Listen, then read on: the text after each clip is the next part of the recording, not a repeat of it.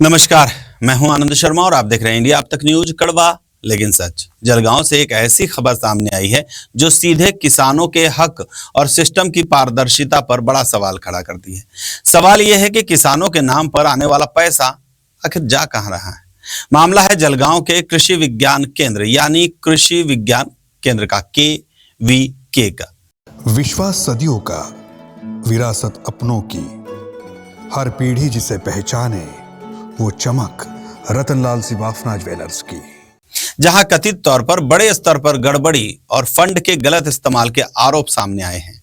ये वही केंद्र है जहां से किसानों को नई तकनीक, ट्रेनिंग और सरकारी योजनाओं का लाभ मिलना चाहिए, लेकिन अब यही केंद्र सवालों के घेरे में खड़ा है। जलगांव की भाजपा सांसद स्मिता वाघ ने इस मुद्दे को सीधे संसद में उठाया।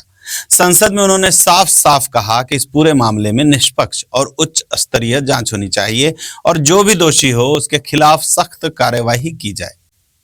महोदय, मैं आपके माध्यम से कृषि एवं किसान कल्याण मंत्री जी का ध्यान महाराष्ट्र के जलगांव जिले के स्थित किसान विज्ञान केंद्र के जुड़े एक अत्यंत गंभीर विषय की ओर आकर्षित करना चाहती हूँ।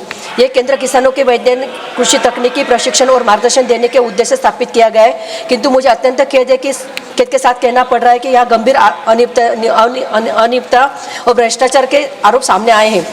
मैं स्वयं इस केंद्र का दौरा किया और पाया कि किसानों की अपेक्षित सहायता नहीं मिल रही है। इसके अतिरिक्त यह भी जानकारी प्राप्त हुई है कि Indian council of agriculture research के प्राप्त सरकारी निधियों का दुरुपयोग, पुराने पेड़ों की अनधिकृत कटाई तथा केंद्र के ट्रैक्टर और अन्य उपकरणों के निजी उपयोग जैसे गंभीर अनियमितताएं यहाँ सामने आई है।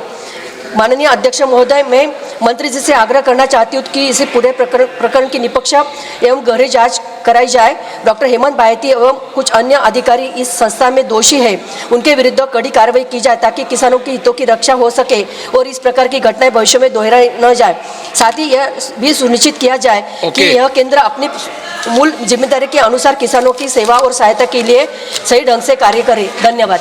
आरोप क्या है? बताया जा रहा है कि सरकारी फंड के इस्तेमाल में पारदर्शिता नहीं रखी गई है, योजनाओं को सही तरीके से लागू नहीं किया गया है और कहीं न कहीं किसानों के हिस्से का लाभ बीच में ही अटक गया है। अब सवाल ये उठता है कि अगर किसानों के नाम पर चलने वाली संस्था में ही गड़बड़ी हो जाए तो फिर किसान कहाँ जाएंगे?